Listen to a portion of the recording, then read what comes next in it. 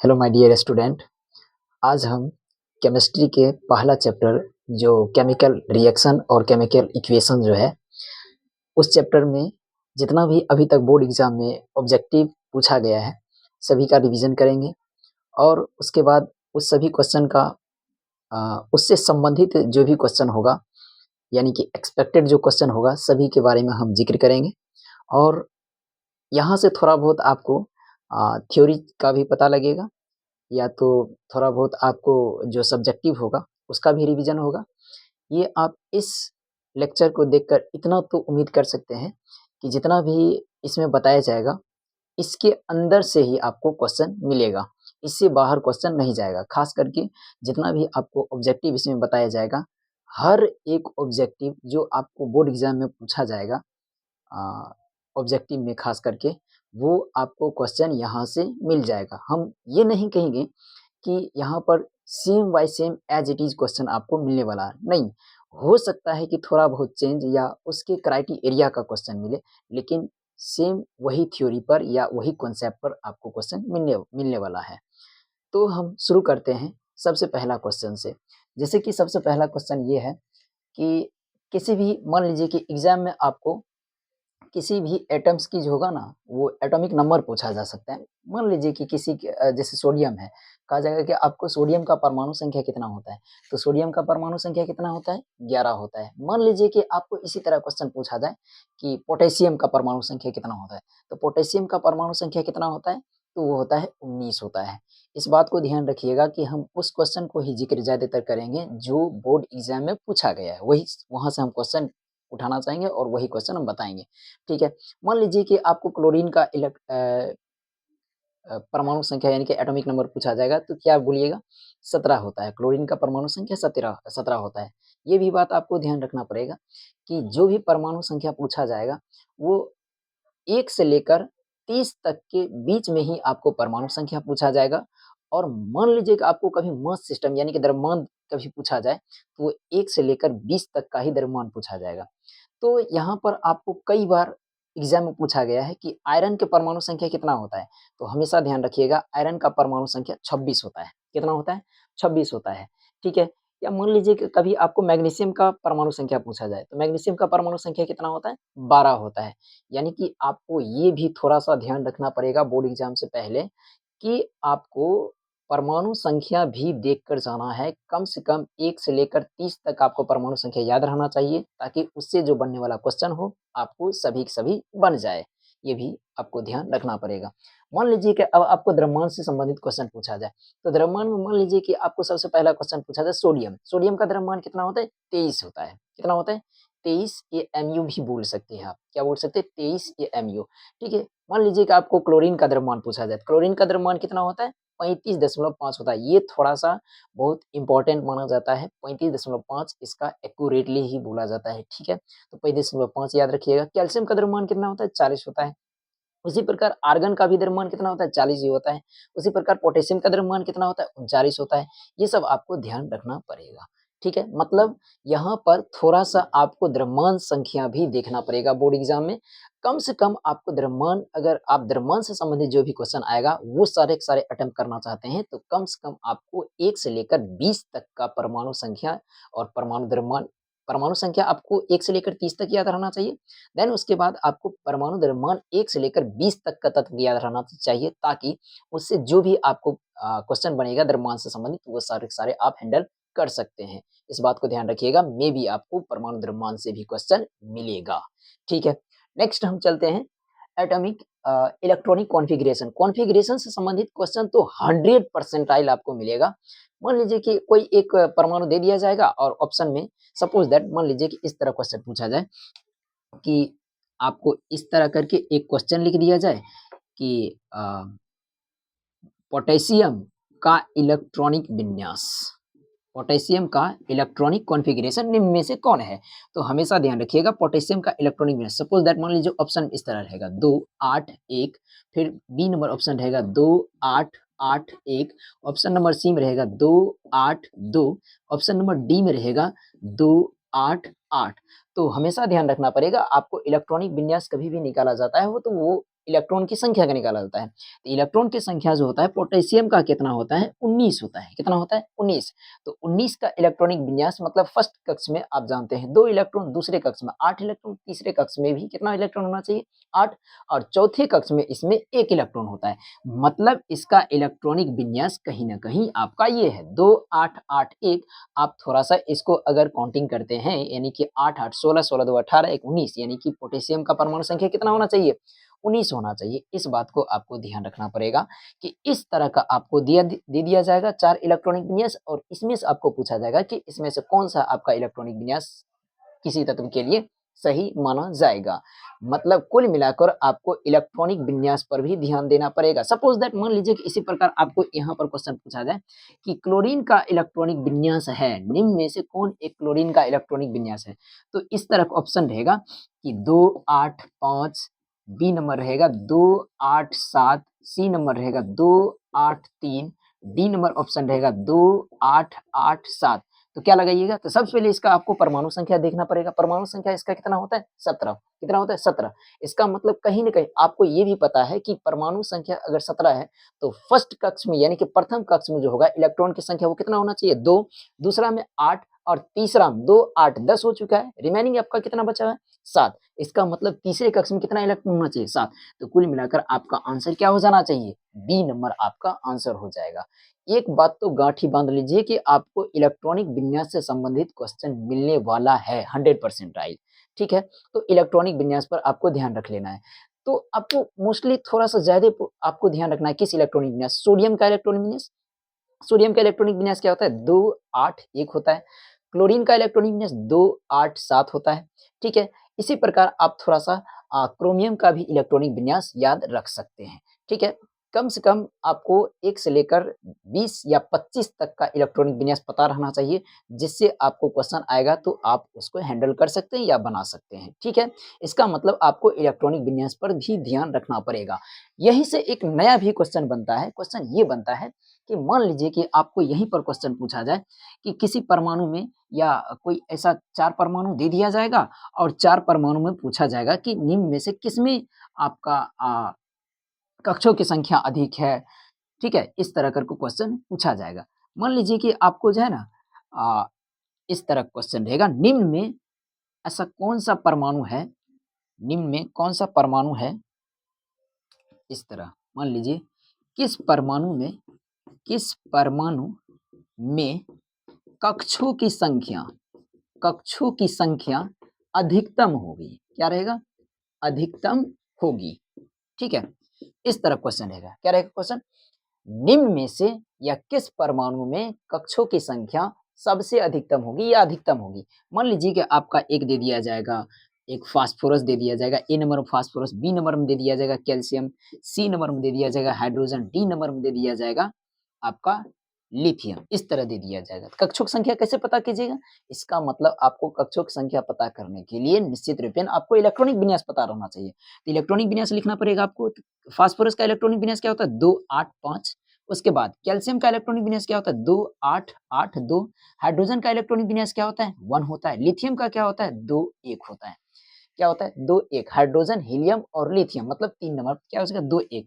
अब इसमें कक्षों की संख्या कुल मिलाकर 2 8 5 है, यानी कि पहला कक्ष में 2 इलेक्ट्रॉन, दूसरे में 8, तीसरे में कितना है? 5। तो कुल मिलाकर कितना कक्ष हो गया? 3। इसमें कुल मिलाकर कितना कक्ष है? 1 2 3 4, 4 कक्ष, 4 कक्ष हो गया। इसमें कितना कक्ष है? 1। इसमें कितना कक्ष है? 2। तो आपसे क्वेश्चन क्या पूछा गया? किस परमाणु में सर्वाधिक यानी कि सबसे अधिक कक्षों की संख्या होगा? तो इसमें देखिएगा 4, इसमें 1, इसमें 2, इसमें 3। इसका मतलब आपको सबसे अधिक कक्ष किसमें मिल जाएगा?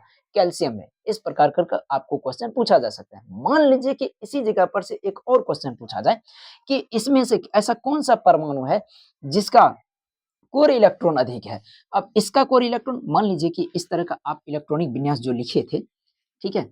इसी इलेक्ट्रॉनिक विन्यास में हम कुछ और क्वेश्चन बताना चाहेंगे। ठीक? इस तरह कर है और आपको क्वेश्चन पूछा गया है कि कक्षों की संख्या यहाँ पर नहीं देकर सीधे क्वेश्चन इस तरह रहेगा, किस परमाणु में सर्वाधिक कोर इलेक्ट्रॉन है? सर्वाधिक कोर इलेक्ट्रॉन है। कितना है? सर्वाधिक कोर इलेक्ट्रॉन है। तो ये देखिएगा इसमें कितना इसका इलेक्ट्रॉन, कोर इलेक्ट्रॉन के लिए भी आपको क्या करना पड़ेगा?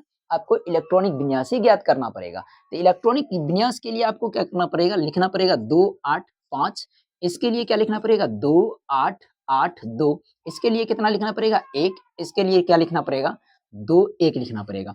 अब कोर इलेक्ट्रॉन किसको कहते हैं? किसी भी परमाणु के अंतिम कक्ष में जो इलेक्ट्रॉन रहता है उसको छोड़ देते हैं, बाकी सबको जोड़ देते हैं। ठीक है? तो इसका कोर इलेक्ट्रॉन कितना होना चाहिए? 2 + 8 यानी कि 10। इसका कोर इलेक्ट्रॉन कितना रहना चाहिए? 2 + 8 यानी कि 10 इसका होना चाहिए। ठीक है? इसका 2 + 8 प्लस यानी कितना? 2, 8, 8 + 8 यानी कि 18। इसका कितना होना चाहिए? और हाँ, यहाँ पर एक बात ध्यान रखना पड़ेगा, हाइड्रोजन जो होता है, हाइड्रोजन का जो कोर इलेक्ट्रॉन रहता है, वो हाइड्रोजन का कोर इलेक्ट्रॉन मात्र एक ही होता है। क्या होता है? एक ही, मतलब उसका जो वो जो दिया 1 मिनट सॉरी, हाइड्रोजन का कोर इलेक्ट्रॉन की संख्या 0 होता है, चूँकि लास्ट वाले इलेक्ट्रॉन को हम छोड़ देंगे, तो बाकी बचा शेष कोई इलेक्ट्रॉन नहीं है, तो हाइड्रोजन का कोर इलेक्ट्रॉन क्या हो जाएगा? 0। और इसमें कोर इलेक्ट्रॉन कितना है? मात्र 2। तो अब देखिएगा इसमें कोर इलेक्ट्रॉन की संख्या 10, इसमें 18, इसमें 0 और इसमें कितना है? 2। इसका मतलब सर्वाधिक कोर इलेक्ट्रॉन की संख्या किसमें है? सर्वाधिक कोर इलेक्ट्रॉन की संख्या कैल्शियम में है। ठीक है? मान लीजिएगा आपको इस तरह का कोई क्वेश्चन पूछा जाए कि कोई इसमें से, ठीक है? या तो पूछा जाए कि सोडियम, ठीक है?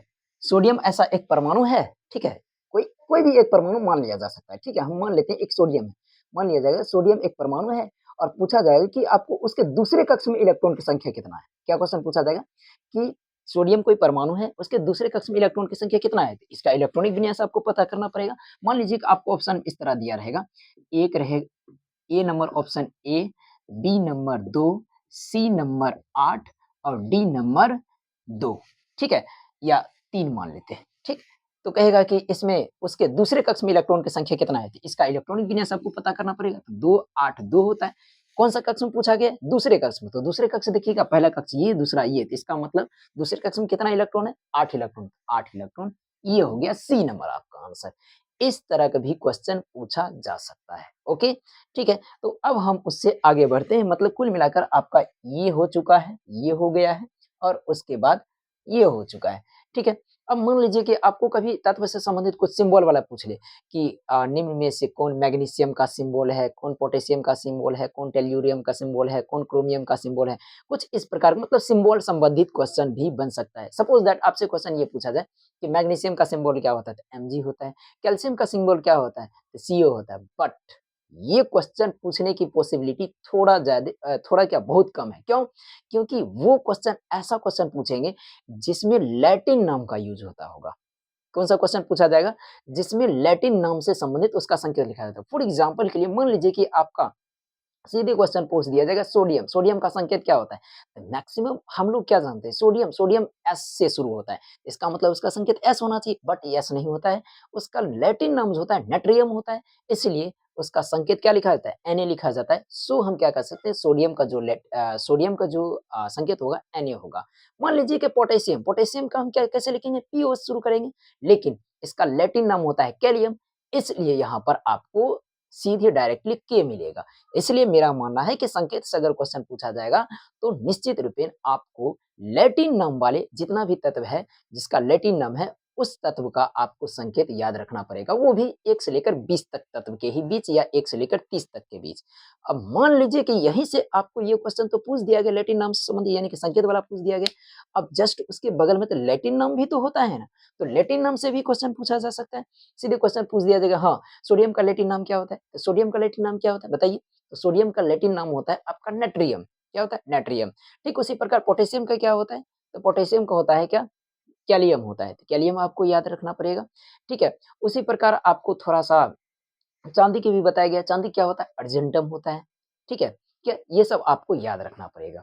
ठीक है? अब हम नेक्स्ट क्राइटेरिया पर चलते हैं। अब नेक्स्ट क्राइटेरिया में हम संयोजी इलेक्ट्रॉन आपको क्वेश्चन पूछा जा सकता है और यहाँ से क्वेश्चन आने की संभावना एकदम है, तगड़ा है और पूछा ही जाता है कि हाँ, कोई तत्व दे दिया जाएगा और कहेगा इसका संयोजी इलेक्ट्रॉन क्या होता है। मान लीजिए कि इस तरह कर का आपको क्वेश्चन रहेगा, ठीक है?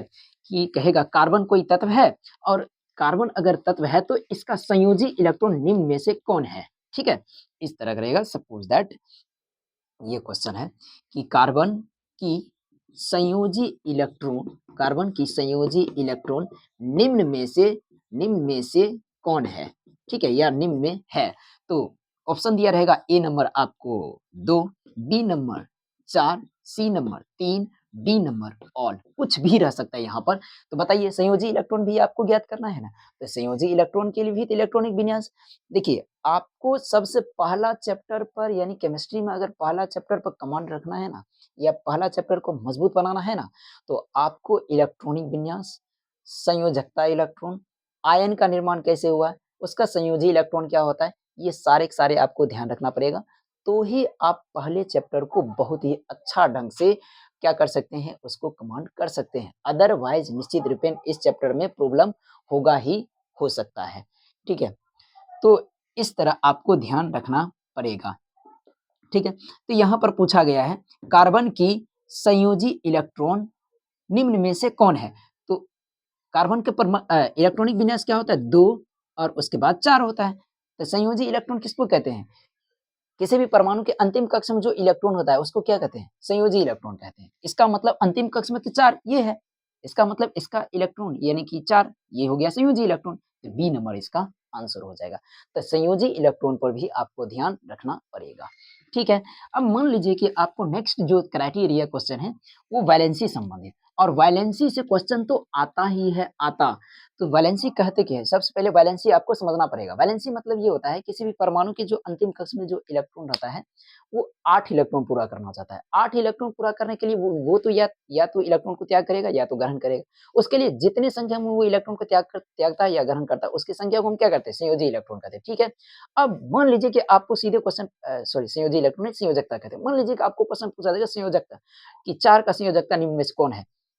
सॉरी 4 नहीं, कार्बन की संयोजकता निम्न में से कौन है? तो कार्बन की संयोजकता क्या होता है? 4 होता है। अब सीधे क्वेश्चन पूछा जाएगा कि ऑक्सीजन का संयोजकता क्या होता है? तो ऑक्सीजन का संयोजकता क्या होता है? 2 होता है। अगर उसका नेचर पूछा जाए तो ऑक्सीजन का नेचर क्या होता है? नेगेटिव नेचर का होता है।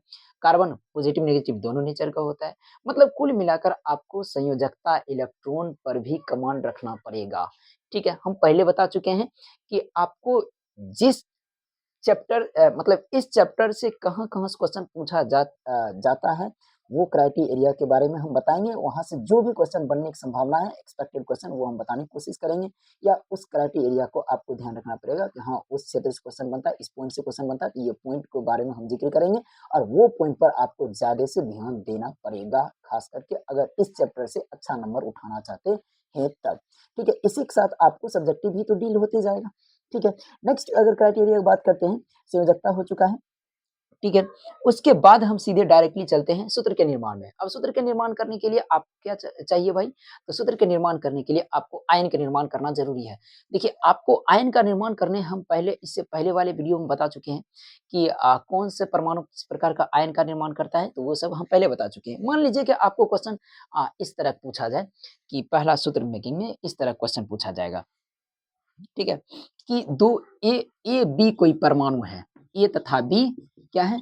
ए तथा बी कोई परमाणु है और इसका कोई मान चलिए कि 2 लास्ट वाले इलेक्ट्रॉन या संयोजकता इलेक्ट्रॉन या कुछ प्रकार का आयन दे दिया जाएगा, सीधे क्वेश्चन पूछ दिया जाएगा। तो ए तथा बी कोई 2 परमाणु है और इसका संयोजकता दे दिया गया होगा आपको 1 और इसका संयोजकता दे दिया गया होगा 2। ठीक है? तो सीधे इससे आपको पूछा जाएगा कि हाँ, इस दोनों तत्व यानी कि परमाणु से बनने वाला सूत्र क्या हो सकता है या कौन-सा सूत्र बनता है? तो आपको एक बात पहले भी हम बता चुके हैं कि किसी भी सूत्र के निर्माण करने के लिए मोस्टली क्या होता है आयन के निर्माण करना ज़रूरत होता है, ठीक है? यानी कि आयन निर्माण करना ही पड़ेगा। लेकिन कुछ ऐसा कंडीशन भी होता है यानी कि जब परमाणु के अंतिम कक्ष में 1, 2 अथवा 3 इलेक्ट्रॉन रहता है तो उसके संयोजकता इलेक्ट्रॉन से ही क्या बन जाता है आपका सूत्र का निर्माण हो जाता है। तो इसलिए हम पिछले वाले मतलब लेक्चर में ये भी क्वेश्चन दिए थे कि किस इलेक्ट्रॉन से सूत्र यानी कि किसी भी रासायनिक सूत्र का निर्माण होता है या कौन-सा इलेक्ट्रॉन रासायनिक अभिक्रिया में भाग लेता है। तो ये हम पहले बता चुके हैं संयोजकता इलेक्ट्रॉन भाग लेता है। तो यही हम संयोजकता का प्रयोग करते हुए इस दोनों का सूत्र इसका सूत्र निकालने की कोशिश करेंगे। तो देखिएगा ए की जो संयोजकता है ये है 1, बी की संयोजकता कितना है 2 और सूत्र के निर्माण करने के लिए हम बताए थे कि जो परमाणु का जो संयोजकता दिया गया है दोनों के नीचे में लिखकर उसको क्या कर देंगे क्रॉस मल्टीप्लिकेशन करेंगे। ठीक उसी प्रकार यहाँ भी हम करेंगे, क्या कर सकते हैं ए की संयोजकता ए है बी की संयोजकता कितना है 2, दोनों को हम क्या कर देंगे अक्रॉस मल्टीप्लिकेशन करेंगे, यानी कि ए को हम 2 से मल्टीप्लिकेशन और बी को कैसे मल्टीप्लिकेशन करेंगे 1 से। इसका मतलब ये हो गया ए को 2 से मल्टीप्लिकेशन करेंगे तो क्या बन जाएगा A2 और बी को मल्टीप्लिकेशन 1 से करेंगे तो क्या बन जाएगा बी। इसका मतलब फाइनली जो यहाँ पर जो फॉर्मूला प्राप्त हुआ है, क्या प्राप्त हुआ है A to B प्राप्त हुआ है। क्या प्राप्त हुआ A to B। ठीक उसी प्रकार आपको यहाँ पर हम यहाँ पर कोई अल्फाबेट लेकर समझाएं, मे भी हो सकता है कि आपको वहाँ पर एग्जाम में जो होगा कोई एलिमेंट या दो मतलब कि जो दो परमाणु होता है उसका दे दिया जाएगा संयोजकता या संयोजी इलेक्ट्रॉन या कुछ भी देकर आपको सीधे कहेगा कि उसका सूत्र निकालने के लिए, तो वो आप निकाल सकते हैं। यानी कि कुल मिलाकर कहने की बात ये हो गया कि आपको सूत्र जिस प्रकार बनाया जाता है या सूत्र का निर्माण कैसे होता है, इस क्राइटेरिया को भी आपको ध्यान रखना पड़ेगा। ठीक है, अब हम नेक्स्ट क्राइटेरिया में चलते हैं। नेक्स्ट क्राइटेरिया आपका है सूत्र। अब सूत्र में एक बात तय है कि सूत्र में कम से कम आपको 2 सूत्र पक्का पूछा जाएगा। हम कुछ सूत्र यहाँ पर लिख कर बताए हैं, जैसे कि सल्फ्यूरिक अम्ल में जो होगा, सल्फ्यूरिक अम्ल जो होगा उसमें H2SO4, थोड़ा सा स्टॉप करते हैं, स्टॉप स्टॉप। तो हम बोले थे कि कुछ सूत्र हम यहाँ पर बता चुके हैं, ठीक है, और कुछ और बताने की कोशिश करेंगे जो एक्सपेक्टेड क्वेश्चन होगा। मान लीजिए कि आपको बोर्ड एग्जाम में पहला क्वेश्चन पूछा जाएगा सल्फ्यूरिक अम्ल का सूत्र क्या होता है, तो सल्फ्यूरिक अम्ल का सूत्र होता है H2SO4 होता है। अब दूसरा सीधे क्वेश्चन पूछा जाता है और ये क्वेश्चन कई बार पूछा जा चुका है, ब्लीचिंग पाउडर का सूत्र क्या होता है या रासायनिक सूत्र क्या होता है, तो CaOCl2 होता है। क्या होता है CaOCl2 होता है। ठीक है, प्लास्टर ऑफ पेरिस का सूत्र क्या होता है, तो प्लास्टर ऑफ पेरिस का सूत्र होता है CaSO4 into हाफ H2O। और मान लीजिए कि यहीं से क्वेश्चन पूछा जा सकता है CaSO4 into हाफ H2O, ये तो कई बार पूछा जा चुका है। ठीक इसका अपोजिट आपको ये भी क्वेश्चन पूछा जाता है, कई बार पूछा गया है कि जिप्सम का सूत्र क्या होता है, तो जिप्सम का सूत्र होता है CaSO4 into 2H2O। क्या होता है CaSO4 into 2H2O होता है। ठीक है, और उसके बाद तूतिया या नीला थोथा इसी को कहा जाता है। इसका सूत्र क्या होता है, तो यहाँ पर देखिएगा CaSO4 है, बट यहाँ पर थोड़ा सा डिफरेंट है, यहाँ पर CuSO4 into 5H2 है। क्या है CuSO4 into 5H2O है। ठीक है, तो यहाँ पर CuSO4 into 5H2 है। ठीक, और मान लीजिए कि आपको सोडा लाइम का सूत्र पूछा जाए, किसका सूत्र पूछा जाए, सोडा लाइम। तो सोडा लाइम का सूत्र क्या होता है, तो आप लोग फर्स्ट चैप्टर में ही पढ़े होंगे। सोडा लाइम के जो सूत्र होता है वो होता है Na2CO3 होता है। और इस बात को ध्यान रखिएगा, ये सूत्र भी कई बार पूछा जा चुका है। ठीक है, सोडा लाइम का सूत्र कई बार पूछा जा चुका है और याद रखिएगा मोस्टली एक्सपेक्टेड है कि ये क्वेश्चन भी पूछा जा सकता है सोडा लाइम का। तो सोडा लाइम का सूत्र याद रखिएगा Na2CO3 इंटू Na2CO3 होता है। संगमरमर का सूत्र क्या होता है, तो संगमरमर का जो सूत्र होता है CaCO3 होता है। क्या होता है संगमरमर का सूत्र CaCO3 होता है। ठीक उसी प्रकार ग्लूकोज का सूत्र क्या होता है, तो ग्लूकोज का होता है C6H12O6 होता है। ठीक है, चीनी का सूत्र क्या होता है C12H22 और O11 होता है। ठीक है, मान लीजिए कि अब थोड़ा सा यहाँ क्वेश्चन अलग ढंग भी पूछा गया है कि हाँ ब्लीचिंग पाउडर है, तो कहेगा ब्लीचिंग पाउडर का प्रचलित नाम क्या है, ब्लीचिंग पाउडर का प्रचलित नाम क्या है। ब्लीचिंग पाउडर का जो प्रचलित नाम होता है वो क्या होता है, ब्लीचिंग पाउडर का जो प्रचलित नाम होता है वो होता है ब्रंजक चूर्ण। क्या होता है ब्रंजक चूर्ण। मतलब प्रचलित नाम का अगर बात किया जाए ना या जिक्र किया जाए तो निश्चित रूपेण आप क्या कीजिएगा, सीधे उसका दूसरा नाम लिखना पड़ेगा। क्या करना पड़ेगा, उसका दूसरा नाम लिखना पड़ेगा। तो ब्लीचिंग पाउडर या ब्रंजक चूर्ण का जो दूसरा नाम होता है यानी कि उसका सेकंड नाम यानी कि प्रचलित नाम का बात किया जाए तो प्रचलित नाम सीधे क्या होता है आप लिख दीजिएगा, उसका ब्रंजक चूर्ण होता है। क्या होता है ब्रंजक चूर्ण, और उसका सूत्र क्या होता है CaOCl2 होता है। ठीक है, ठीक उसी प्रकार मान लीजिए कि इसी से संबंधित एक और क्वेश्चन पूछा जाए या पूछा जा सकता है, या मान लीजिए कि पूछ लिया जाए कि गोबर गैस का प्रचलित नाम है, क्या नाम है, तो आपको इससे संबंधित हम कई बार बता चुके हैं। इसका कई नाम होता है, जैसे गोबर गैस को मार्स भी गैस बोला जाता है, मीथेन की गैस बोला जाता है, पंख गैस भी बोला जाता है। तो इसमें से आप कुछ भी लिख सकते हैं। गोबर गैस का प्रचलित नाम जो होता है वो होता है मीथेन गैस या पंख गैस या मार्स गैस होता है। ठीक है, ये सब पूछा जा सकता है।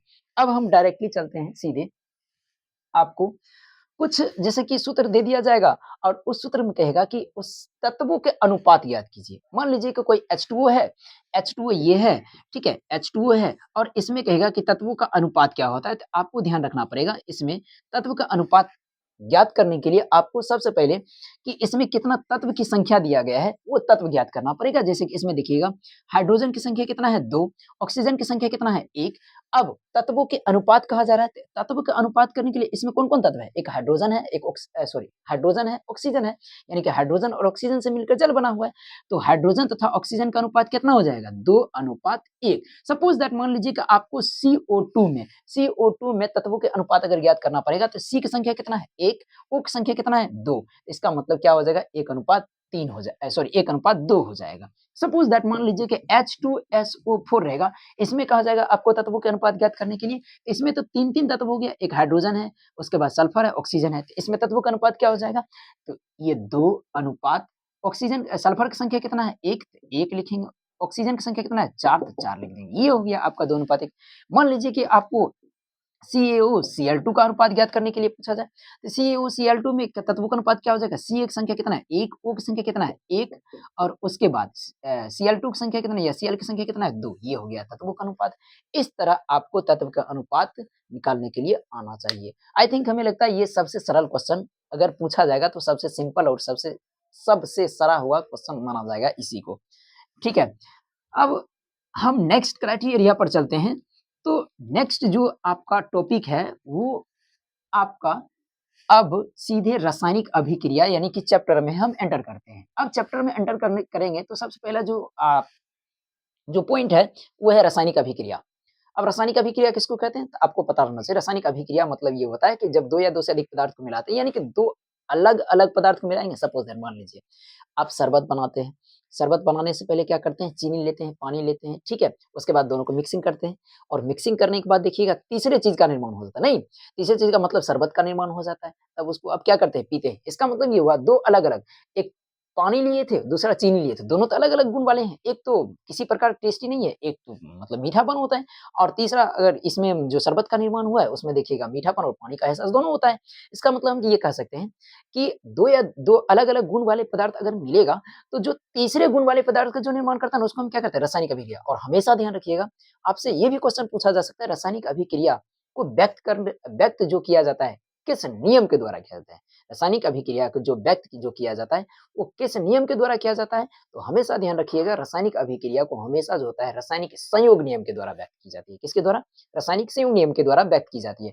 अब एक बात और आपको ध्यान रखना पड़ेगा, रासायनिक अभिक्रिया में हमेशा किसी भी तत्व को आप अगर लिखते हैं या किसी भी चीज़ को लिखते हैं, तो उसका पूरा-पूरा नाम लिखना पड़ेगा, ना कि उसका सिंबल लिखिएगा। अगर सिंबल लिखिएगा, तो रासायनिक अभिक्रिया को ही अगर सिंबल या सूत्र के द्वारा जब व्यक्त कर दिया जाता है, तो उसको हम क्या कहते हैं? रासायनिक समीकरण। इसका एग्ज़ाम्पल आप जैसे समझिएगा, मान लीजिए क्या कि हम कार्बन डाइऑक्साइड का निर्माण करना चाहेंगे और आपको पता है कार्बन डाइऑक्साइड का निर्माण कैसे होता है? तो कार्बन डाइऑक्साइड का निर्माण होता है कार्बन और ऑक्सीजन गैस मिलकर।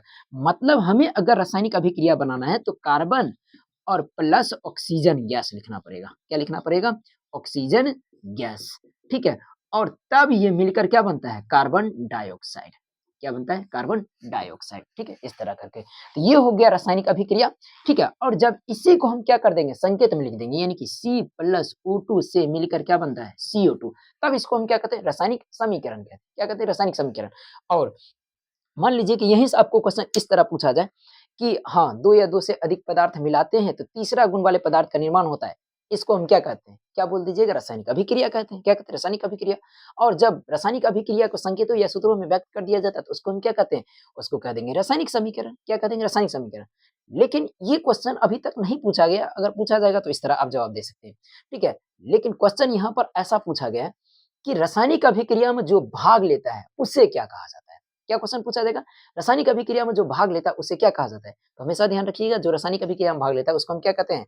उसको कहते हैं अभिकारक कहते हैं। क्या कहते हैं? अभिकारक। क्या कहेंगे? अभिकारक। रासायनिक अभिक्रिया में जो भाग लेगा, उसको क्या कहेंगे? अभिकारक यानी कि रिएक्टेंट, ठीक है? और रासायनिक अभिक्रिया होने के बाद जो प्राप्त हुआ है, मतलब जो बना है, तीसरे गुण वाले जो पदार्थ बना है, उसमें, उसको नाम क्या देते हैं? तो उसको हम क्या कहते हैं? उत्पाद या प्रतिफल यानी कि प्रोडक्ट कहते हैं। क्या कहते हैं? प्रोडक्ट। मान लीजिए कि आपको यहीं से क्वेश्चन पूछा जाए कि सपोज़ दैट इस तरह करके कुछ इक्वेशन दे दिया जाएगा ठीक है? इस तरह के इक्वेशन दे दिया जाएगा कि Mg और प्लस O2 से मिलकर क्या बनता है? MgO बनता है। क्या बनता है? MgO। और इसमें आपको क्वेश्चन ये पूछा जाएगा कि इसमें कुल उत्पाद की संख्या कितना है और कुल अ, अभिकारक की संख्या कितना है? तो अभिकारक किसको कहते हैं? इधर वाले, मतलब तीर चिन्ह के बाईं ओर, और उत्पाद किसको कहते हैं? तीर चिन्ह के दाईं ओर वाले संख्या, तीर चिन्ह के दाईं ओर जो तत्व पाएगा उसको कहेंगे उत्पाद। तो अभिकारक की संख्या पूछा गया। देखिए, पहला अभिकारक आपका ये हो गया Mg, दूसरा अभिकारक क्या हो गया? O2। इसका मतलब इसमें कुल मिलाकर अभिकारक की संख्या कितना है? 2। नंबर ऑफ रिएक्टेंट कितना है इसमें? 2। और नंबर ऑफ प्रोडक्ट कितना है? 1 है। कितना है? 1। अच्छा, ये हो गया, मतलब किसी प्रकार रासायनिक अभिक्रिया दे दिया जाएगा, उसमें नंबर ऑफ रिएक्टेंट और नंबर ऑफ प्रोडक्ट पूछा जाएगा, तो आप इस प्रकार आप जवाब दे सकते हैं। बट यहाँ पर ऐसा भी क्वेश्चन पूछा जा सकता है कि जो रासायनिक अभिक्रिया में जो एरो चिन्ह का जो प्रयोग किया गया, तीर चिन्ह का जो प्रयोग किया गया, वो तीर चिन्ह किस चीज को व्यक्त करता है? तो आपको बताना है तीर चिन्ह किस चीज को व्यक्त करता है। तो हमेशा ध्यान रखना है, तीर चिन्ह जो हमेशा होता है आपकी रासायनिक अभिक्रिया की जो दिशा होता है, उसको दिशा को बताता है, यानी कि उस दिशा को प्रेरित करता है, यानी कि दिशा को बताता है कि किस ओर आपका रासायनिक अभिक्रिया हो रहा है। देखिएगा, ये तीर का चिन्ह अभी फिलहाल में इधर की ओर है, इसका मतलब रासायनिक अभिक्रिया किस तरफ हो रहा है? उधर की ओर। ठीक है, इस तरफ ओर हो रही है आपका रासायनिक अभिक्रिया। मान लीजिए कि इसी में इस तरह अगर डायरेक्शन दे दिया जाए, तो इसका मतलब ये हुआ कि यहाँ पर रासायनिक अभिक्रिया किस तरफ हो रही है? इधर की ओर हो रही है। क्या समझ रहे हैं? ठीक है। अब मान लीजिए क्या, यहीं से क्वेश्चन आपको ये भी पूछा जा सकता है कि ऐसा पदार्थ को क्या कहते हैं या ऐसा कारक को क्या कहते हैं जो रासायनिक अभिक्रिया में तो भाग नहीं लेता है? क्या करता है? रासायनिक अभिक्रिया में भाग नहीं लेता है, ठीक है, बट उस अभिक्रिया को डायरेक्टली या इनडायरेक्टली रूप से क्या करती है? प्रभावित करती है। क्या करती है?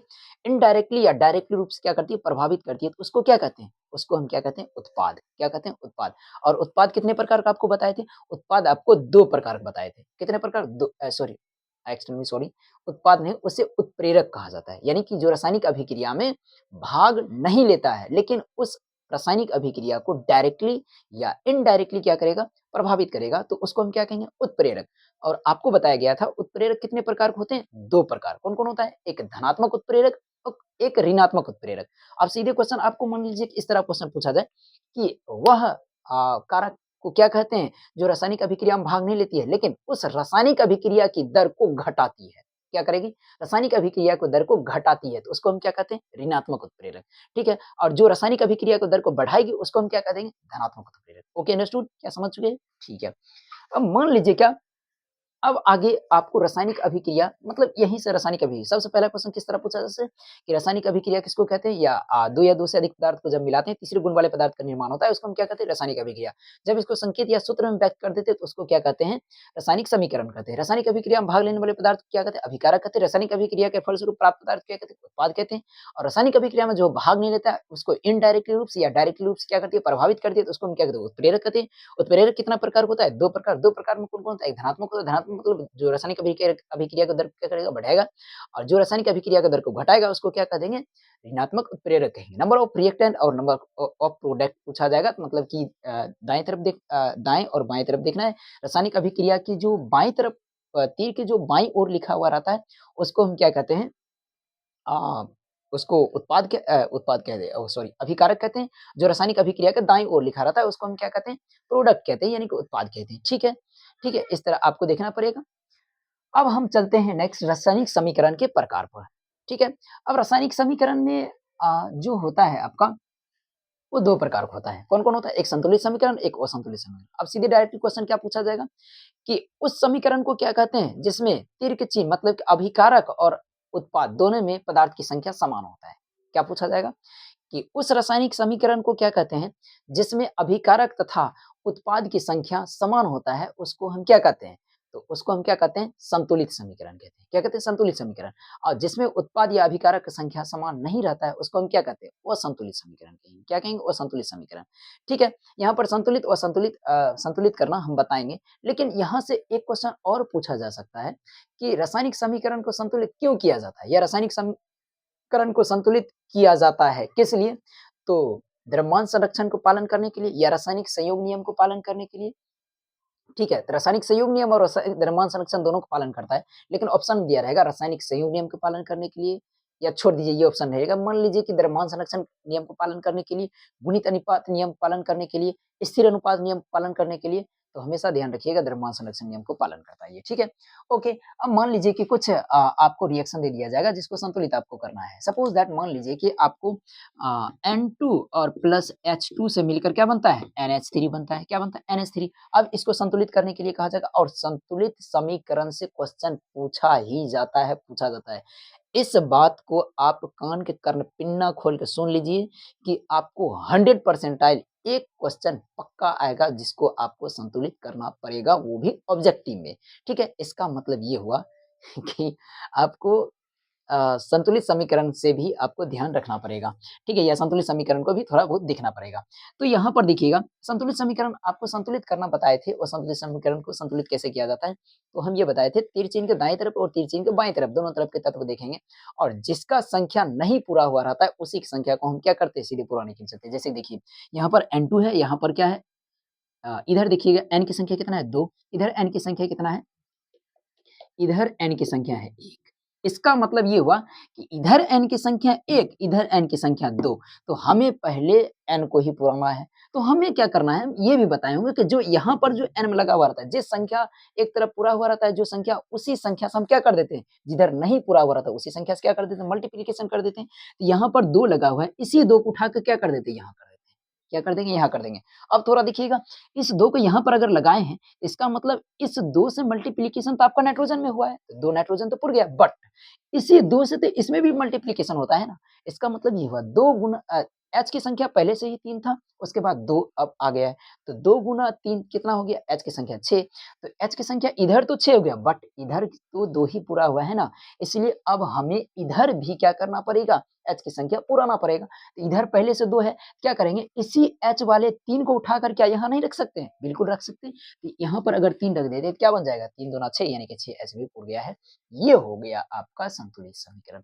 मतलब कुल मिलाकर आपको संतुलित समीकरण पर भी ध्यान रखना पड़ेगा, ठीक है? और ये भी क्वेश्चन यहाँ से पूछा जाएगा, पहले बता चुके हैं द्रव्यमान संरक्षण पालन करने के लिए किसी भी समीकरण को संतुलित की जाती है, ठीक है?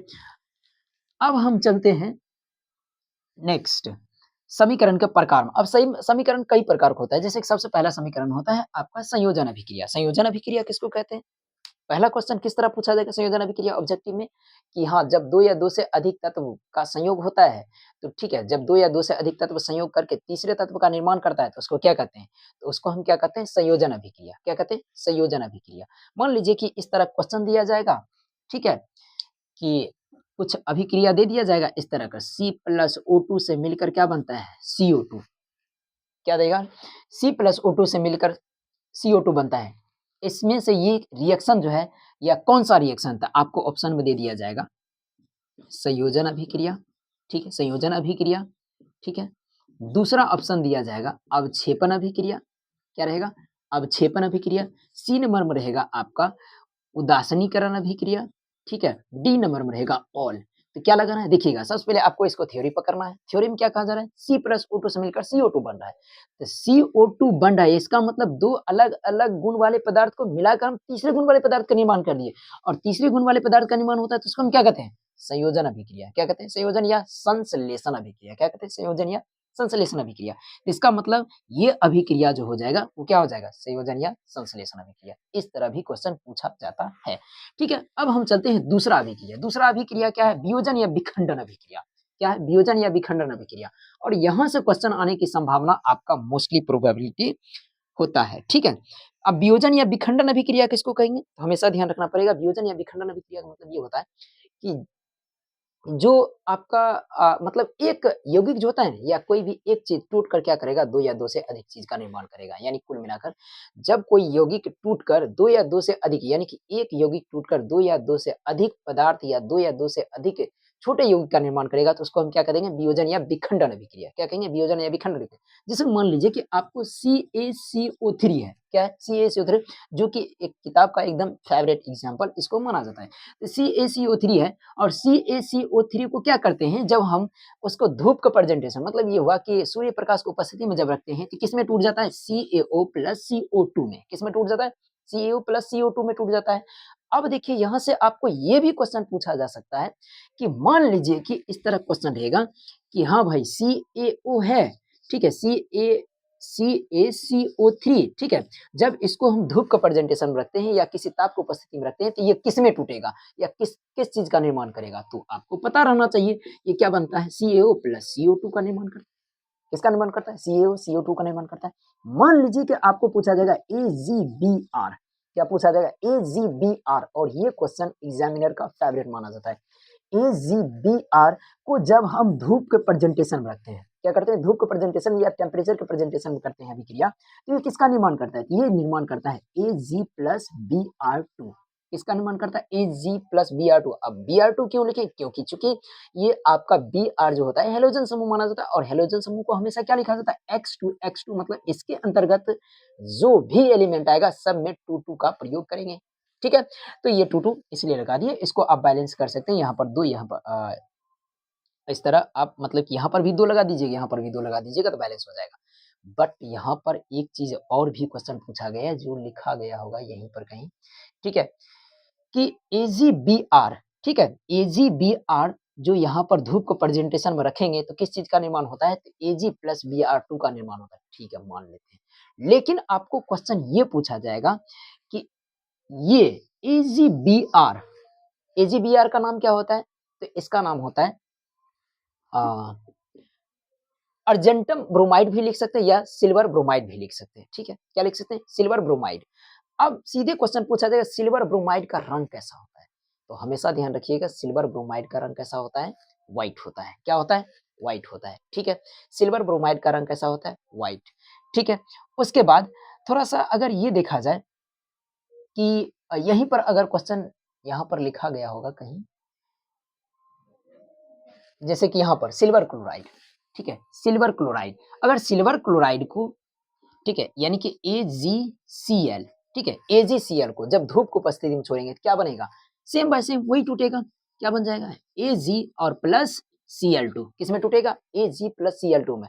बट यहाँ पर तो ये क्वेश्चन तो पूछा जाएगा, मतलब सिल्वर क्लोराइड को जब धूप के प्रेजेंटेशन में छोड़ते हैं तो किस में टूटता है, Ag प्लस Cl2 में टूटता है। बट यहाँ पर ये क्वेश्चन पूछा जाएगा कि Ag और प्लस Cl मतलब कि AgCl यानी कि सिल्वर क्लोराइड का रंग कैसा होता है। हमेशा ध्यान रखिएगा जो भी क्लोराइड तरह का क्वेश्चन पूछा जाए या जो भी क्लोराइड प्रकार का जो क्वेश्चन रहता है, अगर उसका आपको कलर पूछ दिया जाए तो हमेशा ध्यान रखना है कि उसका कलर जो होता है व्हाइट कलर होता है, कैसा होता है, व्हाइट कलर, जो यहाँ पर लिखा गया है, ठीक है, इस बात को आपको ध्यान रखना पड़ेगा, ठीक है। हम नेक्स्ट पोजीशन पर चलते हैं। नेक्स्ट पोजीशन आपका कहता है अवक्षेपण अभिक्रिया। अवक्षेपण अभिक्रिया मतलब ये होता है कि जब भी किसी अभिक्रिया को करते हैं तो अभिक्रिया के दौरान जो भी उसके पेंदी में यानी कि सॉल्यूशन के जो निर्माण होता है, उस सॉल्यूशन के निर्माण के वक्त जो भी पेंदी में जो बैठता है उसको हम क्या कहते हैं, अवक्षेपण अभिक्रिया। यानी कि आप इस तरह भी बोल सकते हैं, जब भी कोई अभिक्रिया करते हैं या दो से अधिक पदार्थ का निर्माण करते हैं तो तीसरे पदार्थ जो पेंदी के रूप में नीचे, ठीक है, नीचे बैठता है उसको हम क्या कहते हैं, अवक्षेपण अभिक्रिया। फॉर एग्जांपल के लिए आपको इसका फेवरेट थोड़ा सा एग्जांपल भी बताया गया था, आपको जब बताया गया होगा, क्लास में पढ़ाया गया होगा कि मान लीजिए कि आपको CuSO4 कॉपर सल्फेट के विलयन में, यानी कि कॉपर सल्फेट के जलीय विलयन में जब लोहे के कील को डुबाया जाता है, क्या डुबाया जाता है, कॉपर सल्फेट के जलीय विलयन में जब लोहे के कील को डुबाया जाता है तो किसका निर्माण होता है, तो हमेशा ध्यान रखना है कि कॉपर सल्फेट के विलयन में जब भी लोहे के कील को डुबाया जाता है तो लोहे के कील क्या होता है, कॉपर सल्फेट से ज्यादा क्या होता है, यानी कि कॉपर से लोहा जो होता है ज्यादा क्रियाशील होता है, जिसके कारण क्या कर देता है, कॉपर को इसका स्थान को विस्थापित कर देता है, उसका स्थान स्वयं ग्रहण करके क्या बना लेता है, FeSO4 बना लेता है। और Cu क्या होता है, ये एक नीले अवक्षेप के रूप में, याद रखना है, Cu हमेशा नीले अवक्षेप के रूप में वो तैरने लगता है। क्या होता है, Cu हमेशा नीले अवक्षेप के रूप में, वो भी पेंदी के नीचे नहीं, वो विलयन के सतह पर तैरने लगता है। विलयन के सतह पर क्या होने लगता है, तैरने लगता है, ठीक है, विलयन की सतह पर क्या करता है, तैरने लगता है। बट आपको क्वेश्चन ये पूछा जाएगा यहाँ पर ये भी बात कि CuSO4 से जो बना है FeSO4, इस विलयन का यानी कि FeSO4 का रंग अब कैसा होगा, तो इस विलयन का रंग कैसा हो जाएगा, भूरा कलर। कैसा कलर होगा, भूरा कलर। बट इस अवक्षेप का रंग कैसा होता है, इस अवक्षेप का रंग होता है नीला। इस बात को ध्यान रखना है। नेक्स्ट पोजीशन पर हम चलते हैं, आपका ऊष्माक्षेपीय अभिक्रिया। अब ऊष्माक्षेपीय अभिक्रिया किसको कहते हैं, तो हमेशा ध्यान रखना, ऊष्माक्षेपीय अभिक्रिया मतलब ये हुआ वह अभिक्रिया जिसमें ऊष्मा का क्या होता है, अवक्षेप मतलब उष्मा छेप, छेप मतलब बाहर निकलना, यानी कि वह अभिक्रिया जिसमें उष्मा का उत्सर्जन होता है। क्या होता है? उष्मा का उत्सर्जन, उसको क्या कहते हैं? उष्मा छेपीय अभिक्रिया। जैसे कि मान लीजिए कि H प्लस O2 से मिलकर क्या बनता है? SO2, और SO2 पर एक प्रकार क्या होता है? धुआँ होता है। क्या होता है? धुआँ होता है। तो SO2 एक प्रकार धुआँ होता है जो गर्मीले प्रकृति होता है या थोड़ा-सा गर्म प्रकृति का होता है। इसलिए हम क्या कहेंगे C प्लस O2 से मिलकर क्या बनता है? CO2, और CO2 एक प्रकार क्या है? धुआँ प्रकृति। तो CO2 क्या है? आपका एक प्रकार उष्मा है। मान लीजिए कि आपको यहीं से CaCO3 का अगर तोड़िएगा तो क्या बन जाता है? CO प्लस CO2, तो CO2 यहाँ भी क्या हो रहा है? CO2 एक थोड़ा उष्मा निकल रहा है। ये भी आपका क्या माना जाएगा? उष्मा-छेपी अभिक्रिया। तो यहाँ सीधे क्वेश्चन पूछा जाएगा कि उस अभिक्रिया को क्या कहते हैं जिसमें उष्मा का क्या होता है? उत्सर्जन होता है, उसको हम क्या कहते हैं? उष्मा-छेपी अभिक्रिया। या मान लीजिए कि कुछ रिएक्शन दे दिया जाएगा, हाँ, C प्लस O2 से मिलकर बनता है CO2, इसमें इसमें ये किस अभिक्रिया को दर्शाता है? उसमें ये संयोजन अभिक्रिया आपको ऑप्शन में नहीं नहीं दिया जाएगा, लेकिन आपको ऑप्शन में उष्मा-छेपी अगर अभिक्रिया दे दिया जाएगा तो उष्मा-छेपी अभिक्रिया में आप सिंबल लगा सकते हैं। इसमें रेडॉक्स कहते हैं, ऑक्सीकरण अभिक्रिया भी नहीं दिया जाएगा चूँकि यहाँ पर ऑक्सीकरण अभिक्रिया ये होता है। ठीक है? नेक्स्ट हम चलते हैं आपका ऊष्माशोषी अभिक्रिया। ऊष्माशोषी अभिक्रिया किसको कहते हैं? जिसमें ऊष्मा का अवशोषण होता है। क्या होता है? ऊष्मा का अवशोषण। मान लीजिए कि N प्लस O2 से मिलकर क्या NO बन जाएगा या N2O बन जाएगा? नहीं, N प्लस O2 से मिलकर तभी NO बन सकता है या NO2 बन सकता है जब तक उसे ऊष्मा नहीं प्राप्त होगा। यानी कि N प्लस O2 और प्लस ऊष्मा जब उसमें जोड़ते हैं तब किसका निर्माण होता है? NO का निर्माण होता है। मान लीजिए कि आपको क्वेश्चन यहीं पर सीधे क्वेश्चन पूछा जाएगा कि इस तरह सीधे क्वेश्चन रहेगा कि N plus N plus O2 plus ऊष्मा से मिलकर बनता है NO। क्या बनता है? NO। ये किस प्रकार का अभिक्रिया को दर्शाता है? तो आपको किसमें चिन्ह लगाना है? ऊष्माशोषी अभिक्रिया में। किसमें चिन्ह लगाना है? ऊष्माशोषी अभिक्रिया में। ठीक है? अब हम नेक्स्ट की ओर चलते हैं, तो ये है उपचयन और अपचयन अभिक्रिया। इस दोनों अभिक्रिया को हम एक साथ समझाना चाहेंगे। देखिए, उपचयन किसको कहते हैं? इसके लिए हम एक सेपरेट वीडियो बनाएँगे, लेकिन इससे पहले हम थोड़ा-थोड़ा समझ जाते हैं। उपचयन अभिक्रिया का मतलब ये होता है जिसमें ऑक्सीजन का संयोग होता है, मतलब वह अभिक्रिया जिसमें ऑक्सीजन का संयोग हुआ उसको हम क्या कहेंगे? उपचयन। और इसका एक और नाम जिसको हम क्या कहते हैं? ऑक्सीकरण अभिक्रिया। यानी कि वह अभिक्रिया जिसमें ऑक्सीजन का संयोग होता है उसको हम क्या कहते हैं? ऑक्सीकरण अभिक्रिया या उपचयन अभिक्रिया। अच्छा, ये भी बात आपको ध्यान रखना पड़ेगा, जहाँ पर इलेक्ट्रॉन रिलीज होता है, यानी कि इलेक्ट्रॉन क्या होता है? लॉस होता है, उसको भी वहाँ पर भी क्या होता है? आपका मतलब ऑक्सीकरण अभिक्रिया होता है। मान लीजिए कि सोडियम जो है ना, एक इलेक्ट्रॉन त्याग दिया है और धन आयन का निर्माण कर लिया है। तो सोडियम एक इलेक्ट्रॉन त्याग करके धन आयन का निर्माण किया है, इसलिए इसको हम क्या कहेंगे? उपचयन अभिक्रिया यानी कि ऑक्सीकरण अभिक्रिया। मतलब ये हुआ कहीं भी धातु देकर और धातु से एक इलेक्ट्रॉन निकाल के या धातु से कुछ इलेक्ट्रॉन निकाल कर और धन आयन का निर्माण करने का बात किया जा रहा हो, तो समझ जाइएगा वहाँ पर कौन-सा अभिक्रिया होता है? ऑक्सीकरण अभिक्रिया। मान लीजिए कि Mg जो है ना 2 इलेक्ट्रॉन त्याग करके Mg2 प्लस बना रहा है। ठीक है? कितना बना रहा है? Mg2 plus. तो हमेशा ध्यान रखना है, यहाँ पर Mg2 प्लस इसका मतलब धातु धन आयन का निर्माण कर रहा है। तो धातु धन आयन का निर्माण कर रहा है तो इसका मतलब यहाँ भी कौन हो जाएगा? ऑक्सीकरण अभिक्रिया। सपोज़ दैट मान लीजिए कि यहीं से आपको क्वेश्चन पूछा जाएगा कि हाँ, कोई धातु जो है ना इलेक्ट्रॉन को त्याग कर रहा है। तो इस अभिक्रिया को क्या कहेंगे? या ये किस प्रकार का अभिक्रिया को दर्शाता है? हमेशा इसको धातु चूँकि इलेक्ट्रॉन को त्यागता है और इलेक्ट्रॉन को त्याग करके धन आयन का निर्माण करता है, और हम आपको क्या बताए थे? उपचयन अभिक्रिया का गुण क्या होता है? इलेक्ट्रॉन को लॉस करेगा यानी कि इलेक्ट्रॉन निकालेगा, और जो इलेक्ट्रॉन निकालेगा वहाँ पर कौन-सा अभिक्रिया दर्शाएगा? तो उपचयन अभिक्रिया। अब दूसरा अगर बात करते हैं तो अपचयन। अपचयन मतलब अवकरण अभिक्रिया। अवकरण मतलब जिसमें ऑक्सीजन रिलीज़ होगा और उसके बाद हाइड्रोजन जुड़ेगा। मतलब वह अभिक्रिया जिसमें हाइड्रोजन का संयोग होता है उसको हम क्या कहते हैं?